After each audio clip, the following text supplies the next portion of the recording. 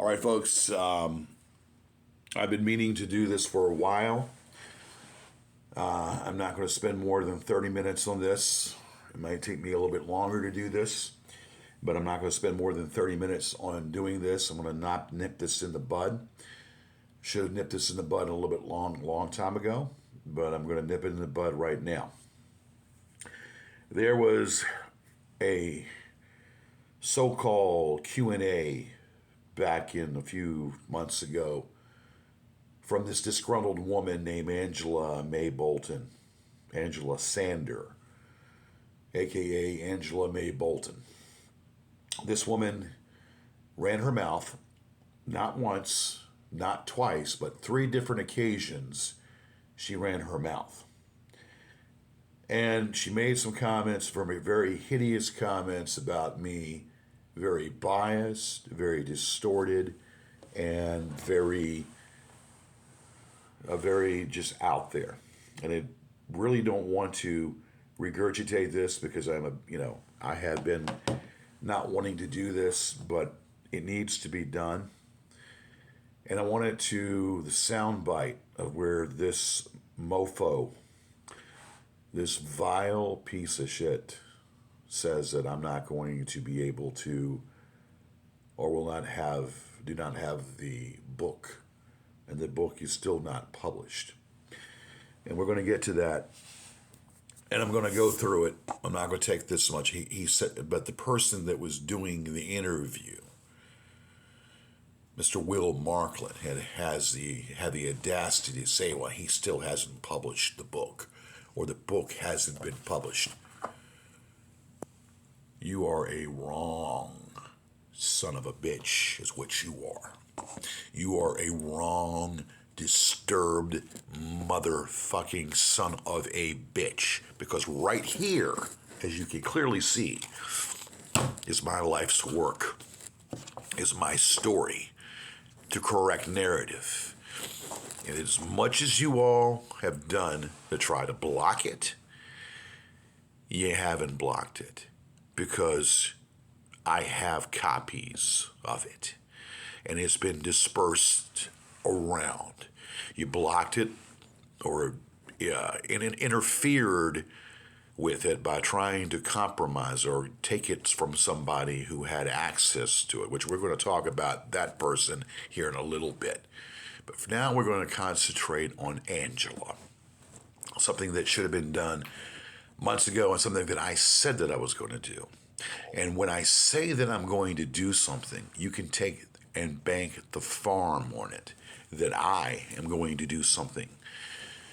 So this son of a bitch went ahead and was doing a Q&A with her, asking her questions pertaining to me. False questions. And like I said, I don't want to spend a lot on this. I'm going to cover it. I've already spent 10 minutes of my time already calling the bitch out. But I'm going to take a little bit of it, and I'm going to go ahead and call her out for the liar that she is. And by the way, Mr. Will Marklin, you want to be actor, you non-speaking baboon. You non-speaking baboon piece of shit. Piece of utter shit. You see this, motherfucker? You see this? That is the book with an ISBN number on the back that tells the people that it's been published. So you, sir, are a lying baboon. You, sir, are a fountain of misinformation. Now, we're going to get into this right now. I've already spent more time than I want to do. We're going to try to cap this to 30 minutes. If it goes over that, we're not going to spend a lot of time. But I want to play back some of this hideous BS and correct some of the stuff that's been said that's inaccurate. And welcome to episode 8 of the True Narrative Podcast. I'm your host, winner of the Academy Award for Best Non-Speaking Role, Will Marklin. Today we are joined again by Angela. Thank you for coming back on the podcast, Angela. Oh, you're welcome. We had some voicemails that Angela was very generous enough to provide to the goons, and those were uploaded earlier this week. So there was some talk in there that George brought up many different things. Some things seemed a little odd, or when taken out of context, I guess. So, Angela, I was just going to get your. Let me say this. What person records conversations free willy-nilly and holds onto them years later? Who does that? If the person is disturbed or maniacal or just downright out has issues, who takes phone conversations and saves these conversations years later and decides to go ahead, who was an alleged confidant, an alleged person that was a friend of mine, decides, knowing the situation of how I have been trolled, how I have been attacked by these bitches, goes ahead and thinks it's a good thing to do to give the opposition recordings of just bizarre stuff and recordings of a woman who's deceased. Who in their right mind records conversations, especially of a deceased woman, and holds on to them? If that's not disturbing and kind of just crazy, I don't know what the hell is. But yeah, that's a good question that I have put out there. Let's continue with this BS.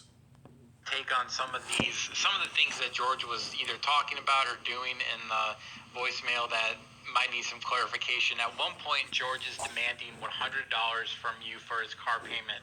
Was George demanding money for one thing or another a constant occurrence when you guys were talking? It was for a long time, and then I eventually stopped. I tried to stop helping him because he became. This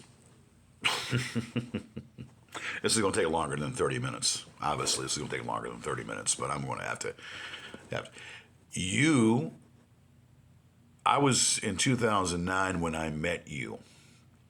You bought. Well, let's go about knowing and describing the time when I met you and how I met you. I had a DVD box set that I was selling online of my shows, random shows of my show. And you had purchased the box set of the DVD set of my show. We talked a few times on the phone. You told me elaborate stories about yourself. I had just was going through, back in 2009, the beginning of 2009, I was going through a lot of financial problems. You offered to help me with some of the stuff that was going on. You offered to help me. But let me continue with this. Too demanding. It became like it was almost like something that he acted like I owed him. Like I owed him to pay his car, give him $100 so he could pay his car payment. So. And first of all, I didn't come out and ask for anything from you. I didn't ask for anything from you. You had told me at the time. You said, George, you said, I see that you're going through a lot of, financial difficulty. I have some dolls that we can sell on eBay to help you. So you did a kind gesture, a kind thing. A lot of things you did at the beginning were nice and kind. You do this on your own. You told me that let me help you. So you we took some of your dolls and we sold them on eBay to help me. And it was a great thing you did. It was a nice thing that you did, a good gesture. I didn't ask for anything. You offered. This seemed to work. It took a long time, but I eventually stopped giving him money.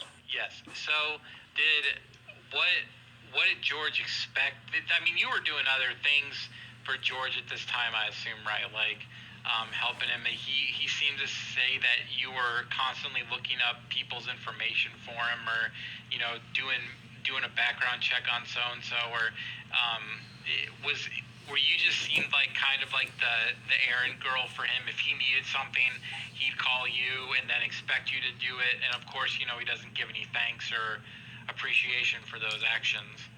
I didn't do any background checks, like run anybody's name through any kind of like search engine. I mean, like, some kind of people finders or something like that. But, yeah, he was constantly wanting me to monitor what was going on online and let him know. And, yeah, he was very demanding. It was like he expected me to, like I didn't have a life. You did not have a life because you weren't working. You were not working at the time. You were living with you were living off of your husband, and I believe you have eventually divorced this character that you were married to, the impotent guy that you were married to, Sean Sander. I believe you have eventually, if I'm not mistaken, have had a divorce from him. I could be wrong about that. I need to double check that out. But you were living and you were always bitching and complaining about his mother and how the way his mother was treating you, and because you didn't have any money, and how you were trying to that you didn't do anything, and how you spent a lot of time on the internet just lurking around. So yeah, I don't think you're making a lot of sense. You're kind of talking on both sides. You're not telling the true story. You're not telling the true narrative, if you will. To do his errands for him. George gets really mad at one point, and he claims that you didn't come down, so he, quote, doesn't give a fuck about you. What does he mean when he says this? This has been a common thing whenever your name got brought up, that you didn't come back down. So is this just is he just asking for you to come have sex with him? If so, was that a refusal to did that make him even more angry, because not only was he being denied sex but also being rejected at the same time? What was the background on when he says that? What is he really saying? I only came down there once. I never had sex with him. That is a lie. That is a bold-faced lie. We had an agreement. We had an arrangement, because we were talking on the phone. We would talk constantly. For what it's worth, you and I spoke practically every day on the phone. And I said, why don't you come on down? Let's meet. And you were enamored, and you told me, well, yeah, I'm going to come down and meet you. I said, but is that going to be a problem with your husband? He said, oh, my husband doesn't, I'm not worried about what my husband thinks. I kind of do my own thing. So you came down voluntarily, okay? And you got a hotel room near the airport in Richmond, and we screwed like rabbits. We had sex many a time. The first time you were here, not to mention the other times you came down here. In total of 3 to 4 different times that you've been here. 4 different times you've been here, each time we had sex. So that's a bold-faced lie on your part. He wanted me to come back down, and it's basically just a waste of my time. But whenever I didn't answer the phone, he would leave a ton of voicemails. Pick your phone up. Pick your phone up. I'm going to do this or that to you. Those voicemails that I sent to you, those are just a few. I didn't record all of them. And some of them I still have. They're kind of redundant, so I didn't send you all of them. But he's basically, when I started recording those, it was because he's saying you're not coming down because of that coffee shop. He wanted to buy that coffee shop, and I wanted to talk to Clay, the owner. He gave me a bogus telephone number for Clay. No. He kept saying, you're going to mess it up. Acting like I didn't have the right to talk to the owner, when it was my money, basically. That's how we would... You went ahead, and you and I had spoke about doing this adventure. I told you that, I went through my money. I went in 2009. I went through my money. You and I had agreed that I would be running the operation because I have a business mind and a business, the J. Sargent Reynolds. I took business administration. Later, she's going to deny the fact that I ever went to college, which how in the hell would you know ever if I went to college or didn't go to college? I went to J. Sargent Reynolds for 2 years, community college, and I took broadcast communications and Dale Carnegie School of Public Broadcasting, and I also took, that's a separate course, Dale Carnegie School of Public Broadcasting, and I took business administration. And it's in the book, too, of what's causing all this. But getting back to that, the situation with the coffee house it was a go in the beginning. Everything was fine and wonderful until the Clay character had changed his mind and he wanted to be hands-on and change the terms where he would sell us another one in a area that would be not that great. Now, mind you, the area of where the coffee house was at was already an established area. And one thing in the course of business you do, that if you already have a foundation, even though it was doing a lot of the VCU kids, it would service a lot of the kids, and it was kind of in a questionable area, but it was still serviceable. Money was coming in, it was the basic foundation. We weren't going to go into another storefront and another foundation. My admission was that we wanted to be able to go and take over the business and pay what was accordingly the amount that he had questioned. And I don't remember the figures, but then he went up on the rate, and he was then trying to saying that he's going to have ventive interest in the coffee, and he would, do the coffee grinds. And I had the coffee. I am a coffee connoisseur because I love Starbucks, of course, we know that. But the coffee was not even that. The coffee was horrible, and the product was horrible. So at the beginning, things were good. We had a good rapport, but then he changed his tune, and I told Angela, I said, look, this is not going to fly. When I was for it, she was against it. In the beginning, when I was for it, she was against it. But then when he changed his tune, I said, it ain't going to fly. And then when I became against it, Angela became for it. Go figure that one out. Kind of a mental disorder, if you ask me. But that's how that played out.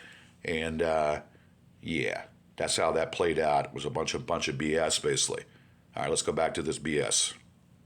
It was with my money. But he acted like I didn't have a right to talk to Yeah, well, it was going to be with your money, but you were going to let me run it. And I was going to run it, and you would get paid residual. Well, actually, we weren't going to pull any money from it.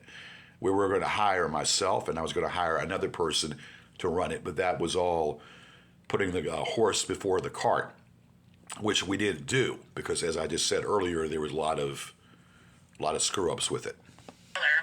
I didn't have a right to ask him any questions. And he gave me a fake number. So, and he kept saying, well, if you don't come down here, you better I give you the correct number. come down here in 20 days. He'd leave a voicemail, like, you better come down here. It's 19 more days. Just kind of freaky, scary messages.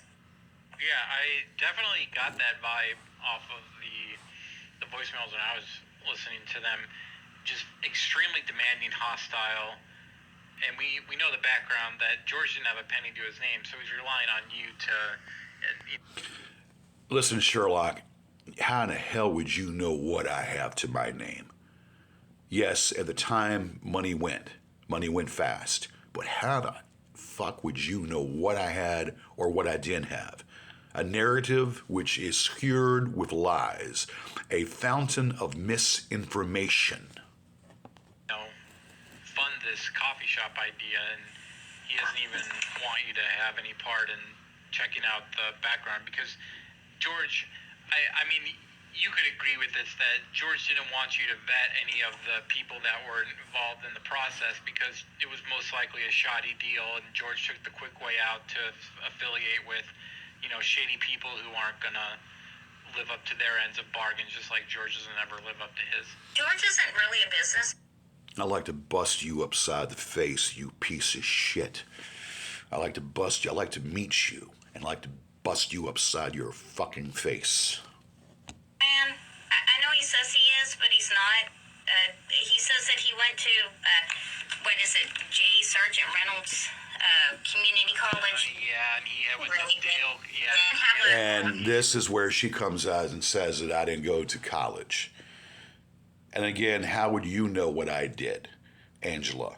Everything that I told you of what I did is what I told you. Everything that you knew from me and knew about my past is stuff that I told you. So how do you come off trying to fit their narrative of what my education level was. I went ahead and I had schooling, and I went to J. Sargent Reynolds for 2 years. So you are spouting out a bunch of false information. Yeah. He has some kind of business. He doesn't have a business degree. This is all made up. He doesn't know Says what who? he's doing. Says he who? Says, well, you? If a business You don't know was what a you're turnkey doing. business, that was enough for him. You don't know what you're doing. My reasoning was, they're selling this business because of some reason. Maybe it's probably they're not making a profit. You wanted to buy it. But to him, it was just, it's a turnkey You business. wanted to it's buy a it. good Deal. You got to buy it. You know. So, but like I said, he didn't really want me to talk to the owner, and he thought I was going to mess not true. it up. That's not true. I was just going to use that as a. The reason why I didn't want you to talk to the owner, because it was a dead issue. It was a dead issue when he changed the terms, the verbal terms that were spoken on the phone and the conversations we had. Again, at the beginning, it all sounded good. You and I were kind of talking about it, and you were against it in the beginning. Then when he changed the terms, this is when I became against it. And then because you want to be contrary, you then were for it. So let's tell it the way it is and tell the truth. Excuse not to come down there. He got too demanding and too freaky about it. And the straw that broke the camel's back was when he gave me the wrong phone number. I did not give you the wrong phone number. You took the wrong number. In the voicemail that he wasn't going to like the clientele that was in that.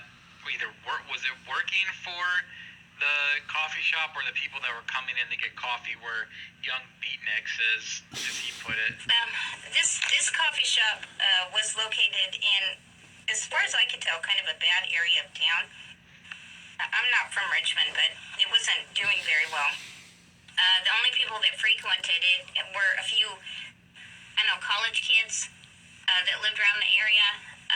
He wanted to do really dumb things with it, like have karaoke in the coffee shop. Exactly. Just weird crap like that. Now, okay, just because you anyway. think it's weird doesn't make it weird. Karaoke is loved. People love karaoke, or people don't. There are a few people that don't like it, but people that when they're in an atmosphere, in a bar atmosphere, or when they're in a coffee house, there have been several coffee houses that here locally that used to do karaoke. Karaoke is something that people can get into and enjoy doing, as whether they're drunk or whether they can sing or not. They're involved in it, so people do like it. So I don't know what you're talking about. You again don't know what you're talking about, just because you don't do it or never heard of it or don't like it. But then again, that's you. So that coffee shop wasn't doing too well, and pretty much the only people that frequent it were a few kids that lived around it, college age kids. How did George plan to flip the coffee shop to make it successful where the previous owner had failed? Did he have any kind of plan to do that? No, not really. Maybe having karaoke in it. Yes, I did have plans to. We were going to keep the status quo, and then we were going to add light lunch fares with the coffee. What he was doing, and we were also going to get a bar license. The place did not have a bar license. And if you know anything about opening up a restaurant or opening up an establishment, you have to have, when you have bar sales, you have to have food sales. This is a given. Anybody in their right mind knows the difference. Alcohol being served, you have to serve also a certain amount of food to be served with alcohol. This is already common knowledge. He was going to do that. It was just serving coffee. I thought we're going to do beer and wine and beer. Yeah, beer and wine only, without doing the mixed beverages and whatnot within the establishment. This was something that was already in play. And this is where you would get the bar crowd. This is where you would get people to do karaoke. Light lunch fares during the day, breakfast, light lunch, and then light dinner fares as well. That was the general plan of doing that. But then again, this is what you run into with people that don't know what they're talking about. There was a plan that I had for this. That was his big plan to have karaoke in that It was more than that. coffee shop. More than that. Which to me, I'm not from the East Coast. I'm from the West Coast, so we don't have karaoke in coffee shops. Well, on the it West wasn't Coast. just a coffee Anything shop. that I've ever seen. It was going to be it's just beer weird. and wine. Yeah, when You in the idiot. times that I met with, movie directors and stuff, people scouting Movie directors. Listen to this asshole right here. Big movie directors, North huh? Hollywood. We've met in plenty of coffee shops, and I've never seen a coffee shop that has karaoke. Maybe some bars I've been to. Again, dude, it was a concept of beer and wine with coffee. So what you don't know, obviously you don't have a clue. We were going to serve beer and wine with the coffee along with food. Yeah, obviously you don't get that. You're stupid. Karaoke, but never. Most people, go to coffee shops to study or to do some work or just relax and read. They don't want terrible singing going on in the background. Yeah, just like you said, George doesn't have any business sense. That would be a bad business decision to do that. Yeah. Do you have any previous insight into the voicemail about Jamie going to the hospital or Gigi finding her on the side of the road or found? All right, now we're going to get into some stuff that should have never been discussed. And this is what pisses me off with Miss Angela. She decides to go ahead and tell a tainted story of what she thought. Again, Angela did not live here through the time of me dating Jamie. Angela decided to become friends with Jamie to get closer to her. The old adage is, keep your friends close and keep your enemies even closer. She was trying to cause a wedge in between me and Jamie. Jamie was no angel. Jamie was no angel. There were things that she did, obviously, when she was doing what she was doing. But Angela did not help the situation whatsoever. And this stuff is my personal business, and this shit should have never been said by Angela. Angela's doing this over bitter prunes, out of a scornful bitch that she is, trying to make up stories. Let's go to it right now. And I got to resurface this damn thing. I'm playing this on a phone. It keeps cutting me off here, so we're going to try this again. There we go. Did he find her on the side of the road, or did she get arrested? Jamie, I can't remember. She was always in and out of the hospital, is from what I gather. I think she had something wrong with her liver. I'm not sure if it was. I think she told me that it was hepatitis. She had hepatitis. And she was having some kind of liver failure. How would you know? No. No, she did not have hepatitis. You're wrong on that. It's a really a sickly person. Anyway, so no, that voice. Jamie had drug issues. Jamie had some drug issues. She had residual, because when you mess with heroin, or when you do heroin, it messes your liver up. It does eventually mess your liver up, and she had a residual effect with that. She did not have hepatitis. That's where you're totally off base. No, now, are you talking about the one where she's sleeping on the sidewalk? Yes. Oh, okay. Yeah, she's sleeping on the sidewalk, and George is coming back and forth from his car, talking on the phone. He's not sure what. All right, what you're hearing right now is a bunch of rubbish. This stuff should have never been aired and never been said. This is where this bitch comes out and makes up a story. This bitch makes up this whole story, which she thought that she was laying on the floor. Anyway, this bitch, this is where she was out of line by even doing this, that being Angela. She has no business airing this or no business to make up a story. That's defamation, if you want to get technical. And I could come after you full throttle there, you bitch. You talking to these people after you knew the hell that I went through and made comments about these people before, and you decided you think it was made sense to talk to these people just to get back at me for being scornful and felt like you were being scornful or whatever. Who in the hell does that? Who in the hell does that to somebody that is a friend? Do about it. Yeah, I know. Yeah, he wasn't sure what to do, so he had to call me. Yeah. She all made up. was high on heroin, and so This story she would is get made up. her drugs right from This story right here is made up. the place that she previously lived at downtown Richmond. It's called 400 Grace Street or Grace Place Apartments. And George would take her there, and he would tell me that she was buying Suboxone there. But, I mean, and she might have, at the beginning, it soon became apparent to me just the way she was acting that she was high. And You don't know anything of what you're talking about. Yes, she was doing Suboxone. If you know anything about people who know have a drug problem and a drug addiction, Suboxone is more of a deterrent to it's also kind of like a drug derivative, but Suboxone is more something to try to temper out or even out the desire to do fentanyl or do heroin or have that desire to do that. Again, I was not knowing every nook and cranny of what was going on, but I knew that basically that this Suboxone helped her crave her cravings for it. And if you Google it, if you Google Suboxone, you'll know what Suboxone is. that night, he used to take her, he would stay up all night driving that taxi, and he used to take her sometimes with him. He had rent her to 400 Gray Street and gave her Which is none of your business. For, heroin. She got high. No. And then she would... You have no idea what you're talking about.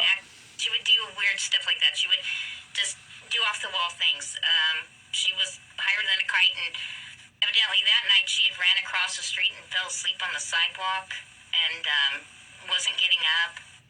So he called me to get me to call her to see if I could wake her up. If he's right in front of her on the street, why doesn't he just go over there and try and wake her up? Why does he ask you to call her?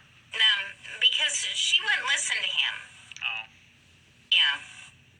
He thought that she would listen to me. Made up story. Sounds like a loving, committed, off and on, again, relate. Will Marklin, if I ever saw you, I would bust your fucking face wide open. You know what, Will Marklin? You're the cause, partially part of the cause, by getting that foreigner involved in my business, which we're going to talk about that foreigner in one moment. I like to bust up your face and do some cosmetic surgery to it. You son of a bitch, you talentless piece of shit. Relationship, the Yardian standard when it comes to... Let me tell you something again. This is coming from a man that lives in a hellhole that almost got booted out of his apartment. Now you're talking about me and my living arrangement and getting off to the misfortune that I had in losing my home. Okay, which everybody's clear in the book talks about in 2018 that I lost my home to a foreclosure. These people are bottom feeders. So what they're lacking is they desire someone else's downfall to make themselves feel better. And this man has got a mental disorder somewhere in his noggin. But let me tell you something. I would knock your noggin and knock it from clear out of the moon, because you orchestrated this shit by getting her involved in this and by her making up stories. I took you to court. The fact that I haven't let you off doesn't mean that I can't start a new case against you, you motherfucking piece of shit. When you get into someone's business and when you talk and run your mouth, you're opening yourself up to problems. And you see, just because I haven't said anything, I live my life. But I'm well aware of what you are. You are a vile piece of shit. And you live in some cardboard apartment where you almost lost your apartment. You're a drug adduced, probably a pedo. It wouldn't surprise me in the least bit. So go, you know what? You couldn't even stand. You couldn't even be put, down on the same level, intelligent-wise or career-wise, as me. Okay? Yeah, granted, I've been to Hollywood, But I've never, and granted, but what I do is something that I've been doing for a long time. You are dull and boring, and you couldn't even carry a public access show because you're just a maniacal piece of shit. Is what you are. I've got a question from Jersey Brick Guy off of YouTube, and it says, "What was your first reaction to George when you met him, and where were you? Did he smell? How ill-dressed was he, etc.?" When I first saw him in public, he looked pretty much disheveled, like he always looks. And yeah, the first thing I noticed was You didn't think so. You didn't think so at all. You were you were enjoying that wood going through you. When you came down, you wanted to hang out, you were enjoying the wood going through your cervix. And you were enjoying every sexual encounter we had. So don't lie about it, okay? And you're trying to impress this guy. This guy is a buffoon. And when you associate with buffoons, when you associate with trash, that makes you a trash also. So this is a total witch hunt. This is a total something you want to talk about. Me being disheveled? You didn't think so. You were enjoying a lot of time and you knew who I was. And now you're just coming out here because of bitter prunes. Recording conversations 4 years later, holding conversations 4 years later. Unbelievable. There's not an issue in that head. Of course, there was an issue in that head because they had to put electrodes to your head at a young age because you couldn't talk and you didn't eat. They thought you were anorexic. You remember you telling me that? They had to put electrodes to your head to see what was wrong with your brain. You remember when you told me that, all that information? Yeah. That to be told also, too. So it would explain a lot about all this crap. all the dirt underneath his fingernails. Yeah. If you Dirt see on my George fingernails? in What real dirt? life, Dirt on my fingernails? He looks even crazier than he does on the internet. He's different looking. He's got weird eyes and he's weird. You didn't think so. You enjoyed being with me. You didn't think that I was weird. You enjoyed your time with me. So let's get it right before you don't wreck yourself. Don't make up your narrative that is so misfounded. You wanted to have a child with me. You and I agreed to having a child. That was a mistake on my part. No, but you didn't think I was weird. You were digging the mullet look. Okay? So don't hand that garbage. To see in real life. So you Like Sasquatch, you saw Bigfoot in real life. That'd be kind of same thing there. he's about Coming from a scorned bitch. Coming from a scorned Henry bitch. and Jay have always got him in their sights, so he's constantly spotted. But yeah, I can I'm understand. getting constantly spotted. You tell these minions that are following me around to come up to me sometime. They can go ahead and follow me around and do what they want to do. Have them come up to me. And let's see what they can do then. People on Reddit who said that George had DoorDashed to him and he was extremely disheveled and he smelled. Do you think that's because? You know what smells? You know who smells? It's your upper lip that smells. This is the garbage. This is the rubbish. This is the garbage that they spew because they can't come up with anything else more to say about someone, coming up with phantom people and phantom stuff and then trying to denigrate something that I do part-time. Yes, I do that part-time and try to denigrate what I do by saying this, that, or the other to try to make themselves, to try to put more daggers or throw more daggers at me when all you're doing is pretty much making yourself look like an idiot by saying this shit. George just doesn't know how to bathe. I mean, Roger said that that's what he thinks. He said even when George would come out of the shower, he would still stink really Yeah, and he's referring to the fact. And okay, we're going to talk about Roger in a moment. The time that I visited his house, there was two showers. One you could totally tell nobody used, and because there was dirt in the tub. The other one, he wasn't taking a shower because it was cold water. He didn't have any gas to heat that. I had a brief problem with Henrico County when they went ahead and turned my water off, or turned the hot water off. I had two brief issues with Henrico County. I was ready to sue Henrico County for turning my water off 2 different times. They eventually got it straight, and they eventually fixed the matter. During that time, you happened to be there. It was Thanksgiving when you were there. And during that time, that's when they did that. And it was a snowstorm and all that, but that was eventually corrected. So, yeah, so you take something and then you make it more to their narrative. Yeah, that doesn't make any. You can keep doing that all you want. You're going to be hearing this throughout this. We've already gone over 30 minutes already, so it's already now 40 minutes. I knew this. House or the water, so it was cold water. So I think what he did is he washed his hair in the sink. And if he did take a shower, which was every once in a blue fucking moon, God. Really? it would be at the gym. Really? That doesn't Really? surprise me at all. He used to talk about having a shower at the gym. Yeah. Don Watson asked, is it possible that Jamie was not the first person to fall victim to George? Do you think it is possible that, given what we know about George's past shady past in regards to women, that there may be other women who have either been hurt? This is a bunch of nonsense, is what this is. This is a bunch of absolute fucking nonsense. It doesn't even deserve this channel that was put up here by Rebuild, some buffoon YouTuber that has a thing with YouTube.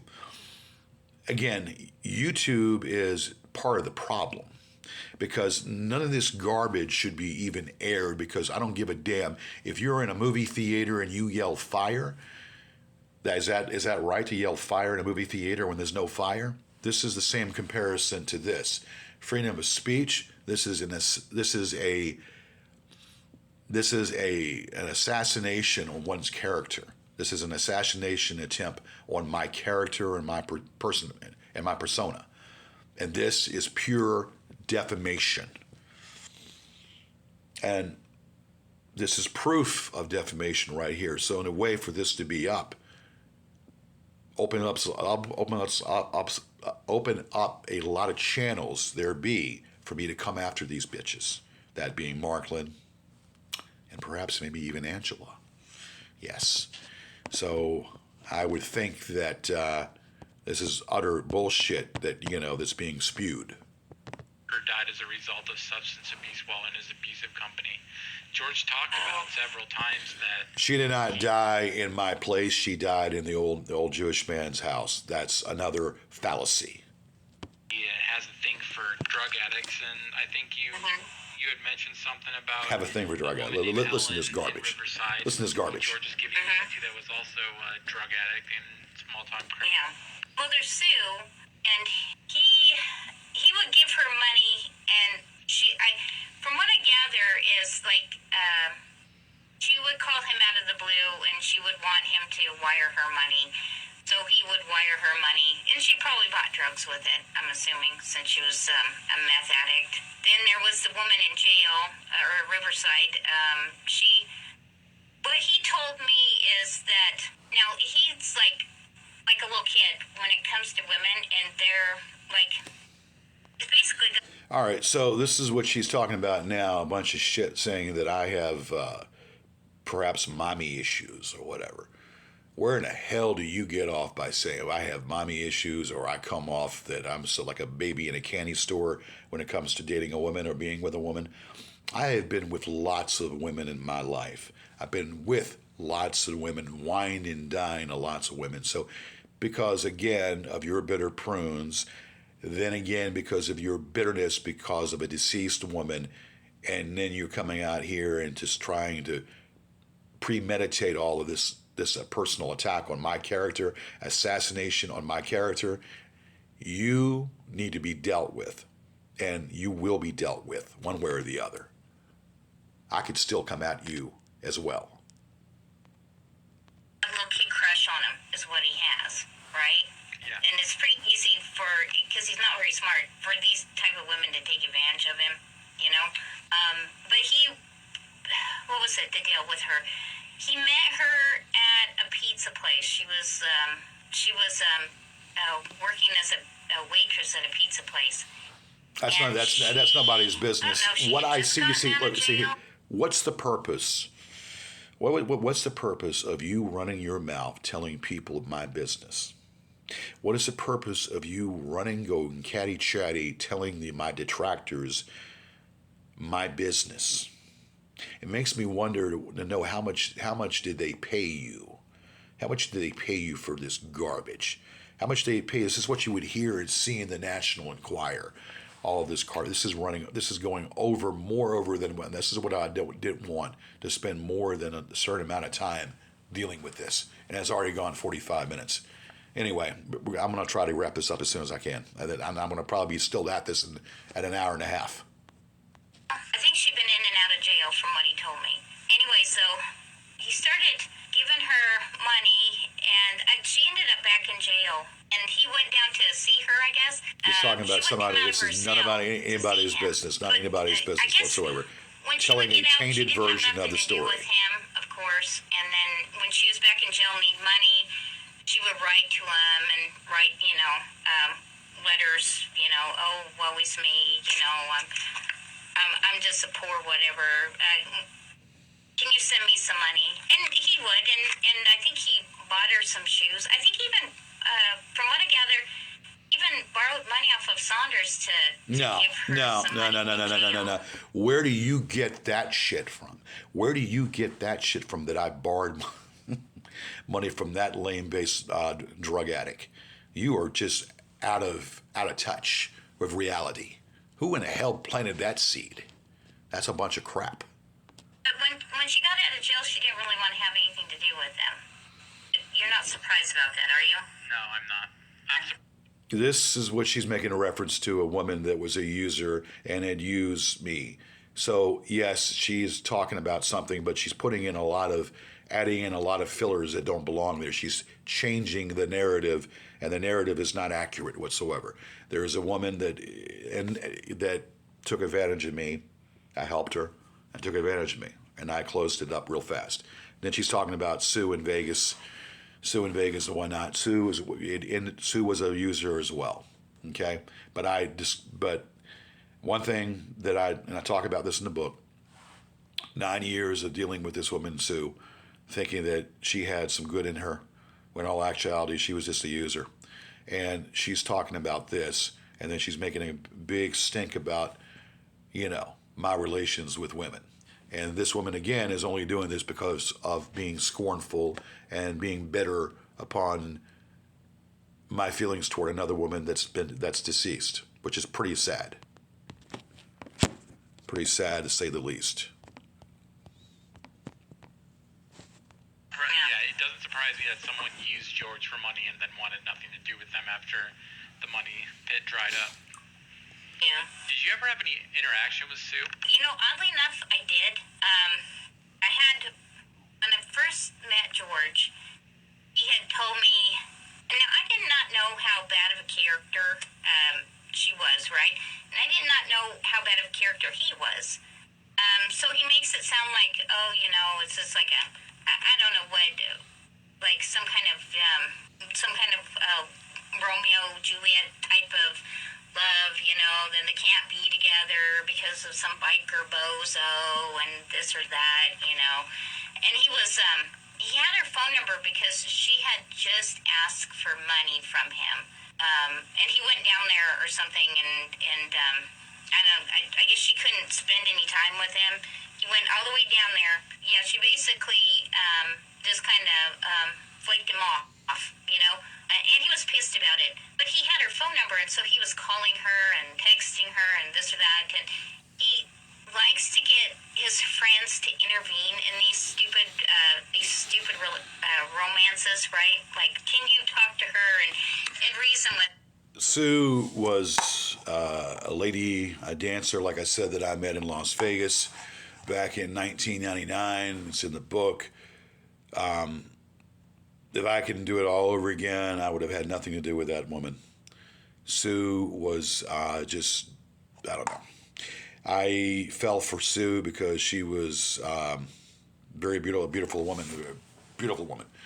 But I made the mistake for putting my life on hold for 9 years trying to help her out, and that was a mistake on my part. If I had to do it all over again, I would have closed that chapter long ago. That was a dreadful mistake on my part, but I learned from that. And again, there's no purpose of regurgitating that on here. And, at the time I didn't really know what I was getting into. And so he was like, oh, can you call Sue at Who's Dunes and just tell her what a great guy You volunteered to do that yourself. You volunteered to do that yourself. I did. I tried to. You did. I called there. You did it on your own volition. She was like, on your own volition. don't. When she heard that when I told her I was calling for George, she was pissed, and she's like, oh, he's a stalker, and he's got stalking charges, and then I don't want to hear from him, and she slammed the phone, hung the phone up on me. Mm-hmm. So, yeah, that was pretty much my only interaction with her. What year was that? Was that 2009? Yeah, that was about 2009. Did George go into detail about the whole situation where he reunited Sue's daughter with her, and they both which I did, or something like that? Which I did. That was a big. That was. He didn't reunite her daughter. All right, she's about ready to make a lie and say a lie about the situation. She's going to say that I made up a fake account. And see, this is killing brain cells. That I made up a fake Sue account on Facebook to attract the family to come out, which is a lie. I was talking to Sue's son, and Sue's son had told me that basically that he's disowned his mother. His mother has disowned him, and she is a user and abuser and blah, blah, blah, blah. Then the daughter, who I met back in 99, who was 4 years old, sweet little girl, she got in contact with me via Facebook. It has nothing to do with this rubbish she's about ready to talk about right now. I tried my best to reunite the daughter and the mother, and I did. And then the mother had badmouthed me to the daughter, and the daughter turned on me for whatever reason, but she believed what her mother said, and that's fine. She can believe whatever her mother said. That's fine. But what this crap is being spewed right now is that I made up a fake account, which is not even worth talking about. You got to play a little bit of this, and I'm going to fast forward it. Sue's daughter with her intentionally. That was by total accident. And from what I know of the situation, is that the daughter hadn't talked to Sue in a long time. And both the daughter and the son thought that she was dead for some reason. I talked to the son, like I said, on the phone. I talked to the son, like I said, on the phone. So, I don't know why she would let her. And let's bring up this part right here, because I'm going to fast forward this, because this is taking way too long already here. It's almost an hour now. And I'm going to cut this in. I want to probably cut this in two parts. There's less than the time here. The situation with Angela. Angela said, would anybody that I dated, of course, she came down here 4 different times, and then she stopped coming down here. So after 4 times of us hanging out, when she coming down here, she stopped cold turkey from coming down here. That's fine. But when we were more like casual friends, or we were friends because I confided in her in a lot of stuff, and she went ahead and decided to, any time I brought up a woman's name, oh, she must be a whore, or she must be this, that, or the other. She didn't think that I could get a woman on my own for whatever reason. Of course, the woman had to be a whore in her mind. So, yet her sister, Donna, who was a whore that lived in Oregon, and she goes in and talks about this. Her sister, Donna, who was shacked up with this guy, who would trick and do this, that, and the other. And of course, in Oregon, Portland, Oregon, there's a lot of stuff that goes on. All stuff goes on up there. And yet she was telling me how dismayed that she was with her sister, her half-sister, and how she was doing things that she couldn't be around her. So before you throw stones at people that I've been with, look at your own sister there, woman, and go for that angle. And then she would hide the identity of another sister that she mentioned to me by the name of Sheila. And Sheila was another sister, but then she didn't start saying that she didn't have a sister. This woman has mental disorder.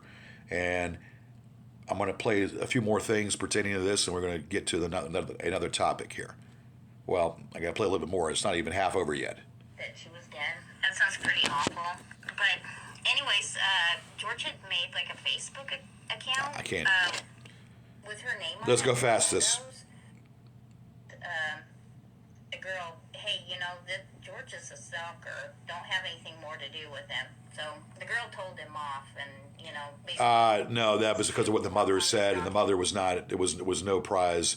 The mother was not made up the story because of her drug issue. Sue was a horrible person, and I should have moved on from her after the first year. For him, and from what I saw, because I googled her name, she's kind of a fairly attractive woman, I guess. I was surprised she exists, and to go down there and see his mom until it was her funeral. He never did go and visit his mom or his stepdad until she died. That is a lie, and you know it's a lie. I would go down to see my mother every year when I went to Vegas. On the years of me driving 8 different times from Richmond, Virginia to Las Vegas, 8 different times that I took that trip, 8 different times that I flew down there, 16 times in total of going to Vegas. The 8 different times I went there, I would always stop to see my mother. You have no idea what you're talking about. Now you're crossing the freaking line. And I asked him, I said, because to me, I'm thinking, okay, well, you're driving, over 3,000 miles to Las Vegas to see Sue, but you can't drive, 300-400 miles to see your mom? And he was like, oh, well, I don't like to go visit her because it's depressing to me. That's what he said. It's very obvious that George's mom wanted nothing to do with him. Fountain of misinformation. My mother loved me, and I loved my mother. My mother she was schizophrenic. She went through a lot of emotional problems, and she went through a lot of issues. She had developed Alzheimer's, and it was a horrible, horrible experience because the meds that my mother took, and I don't know why I'm even discussing this because it's no one's damn business, but it has to be discussed because this bitch ran her mouth. My mother was a beautiful woman. My mother loved me, and she knew that she couldn't take care of me. My father would get upset with her because she had some mental disorder, and it ran with her. And she was a wonderful person, great heart, good soul. Richard, who took care of her, thanks to Richard, of course, he's now deceased now. He died here just recently during last year. But he took care of my mother, my stepdad. And my mother was a great person. So this bitch has no idea what she's talking about. There's that, and then I believe both of those individuals passed away. His mom and his stepdad. He has a stepmother up in Michigan who is named Lucy, and she's just so evil to him. He hates. She was talking about my stepmother, which doesn't need to be talked about. We're going to go past that. You said he had that gumball machine at the insurance doctor, and that's what he was using to go talk to Jenny. Let's go past that because it's not worth discussing. It's a bunch of crap. Yeah. But every once in a while, little thing like that would come out, and just kind of make you go, that's odd. Yeah. Did I answer the question? I think so. I think it's pretty well established at this point that George disappointed his father. I don't think George's dad had too many high expectations for George. Again, that's why he had that inheritance divvied out to him over the years. You have no idea about my father. So therefore, you can't speak about my father. You bitch never met my father. You bitch never met anybody in my family, never met my father. Only you can go by what I told you. And what you're doing is talking a bunch of rubbish and a bunch of BS because of being scornful over a deceased woman. This is already an hour now. God damn, this is why I didn't want to do this. Yeah, and that was a sign that the butthole toucher knew that, or the janitor, sorry. Again, Marklin, I would feed you your feces to you through a straw if you said any of that to my face. If you said any of that garbage to my face, Marklin, I would feed it to you up a straw in liquid format, and you would drink every morsel of it, you bitch. You son of a bitch. You're a piece of shit. I knew that George was going to blow all that money at one time, which is why he had it out. What my father did, he had an inheritance.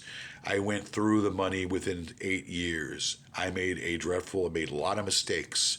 I don't blame anybody for those mistakes that I made, no one else.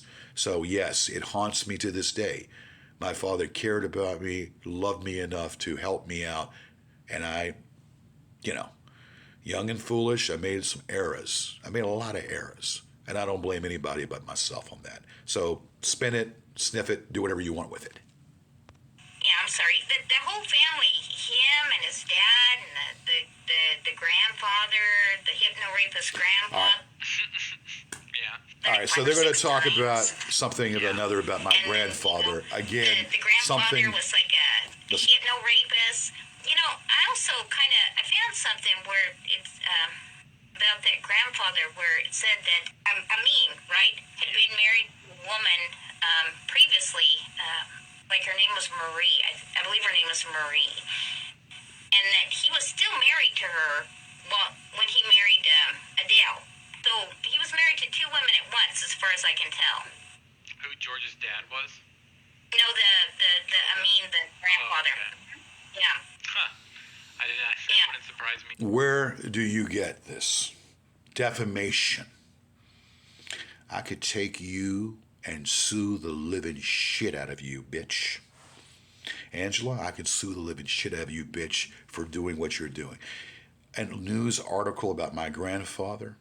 My grandfather was an Oriental rug seller in White Sulphur Springs, West Virginia. The Yarid store name was over furniture. Not furniture. It was over Oriental rugs that my grandfather sold and made and distributed from Lebanon and throughout overseas.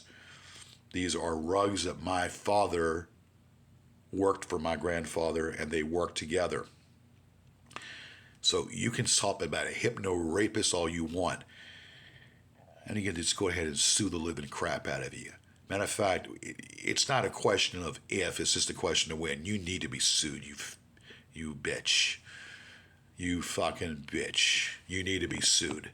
All this crap and all this rubbish you've been talking about, again, this is stuff that I didn't even want to just talk about, but it needed to be talked about because it's a bunch of false crap. And it's sickening to even listen to this crap. He was a rug seller, an Oriental rug seller. That's correct. Yeah, he had, as far as I can tell, that both women were in two different states at the time, and the divorce happened after his, the divorce happened after he was married to Adele. So, yeah, he would have been married to two women at once. Elder Kong also asked, George admitted that Jamie started the allegations regarding rape. Did Jamie discuss this topic with you? What do you think happened? This is pure speculation, so you're not saying yes. Yeah, this to avoid any, whatever. Lawsuits? George, that's another thing. George, Saunders helps him. George can't sue anybody. I'm not saying that. That's what you think, bitch. That's what you trolls think, and that's what you think, bitch. We'll tell you something. I can do a lot of things without that queer. And we'll talk about Saunders later. But I can do a lot. So you're misinformed, bitch. You have no fucking clue of what you're talking about.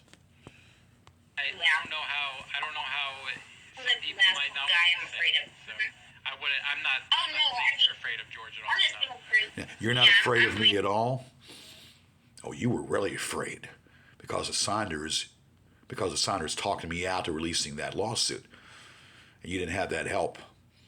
I can reopen the lawsuit at any time I want. And that foreigner friend of yours would go down as well.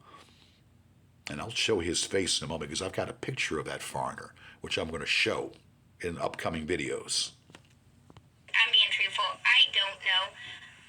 She told me, like I said, that he was touching her when she was sleeping, and we had a conversation, and I told her that she should stop going over there and passing out because, he's going to get more aggressive with you. Jamie and I were in a consensual relationship. That's all anybody needs to fucking know. Angela, you were told what I wanted to tell you. What Jamie and I did was none of your goddamn business. Okay? None of your effing business. What you know and what you're spewing is stuff that was told to you because you weren't living here. And you were so damn jealous of the fact that I was with another woman. This is why you spew what the garbage you're spewing right now. Let's get the story straight. When she started to distance herself from him, and, he started to leave her all these abusive messages. What was it? Oh, right before then, though, I think this was the straw that broke her back. He had said something about he had had sex with her the last time she was there, and she didn't remember having sex with him. She told me she never had sex with him, but she did not remember this. She would have been unconscious, when it happened, and the whole thing freaked her out. He was hoping that he had gotten her pregnant. That's what he told her. Tell you something. It's a wonder that I haven't already gone after you already. It's a wonder I haven't taken you to court. Jamie and I were in a consensual relationship. Period. So anything that you say doesn't amount to jack shit. I'm going to cut this off and put this into 2 segments. We'll be right back.